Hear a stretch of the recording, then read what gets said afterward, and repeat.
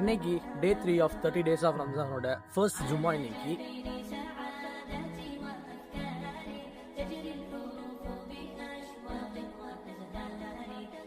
நம்ம நபி ஸல்லல்லாஹு அலைஹி வஸல்லம் அவர்கள் சொல்லியிருக்காங்க, Friday is the best day அப்படின்னு.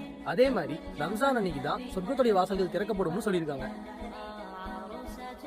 கொஞ்சம் யோசிச்சு பாருங்க, எத்தனை ரம்ஜான் வேஸ்ட் பண்ணியிருக்கோம்?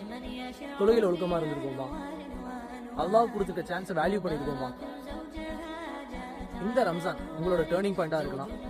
இந்த ஜும்மா உங்க சென்ஸ் எல்லாத்தையும் மன்னிக்கிற நாளா இருக்கலாம். இந்த ரம்ஜான் மாசத்துல நீங்க பண்ற சின்ன சதக்கா கூட உங்களுக்கு பெரிய நன்மையை கொடுக்கும்.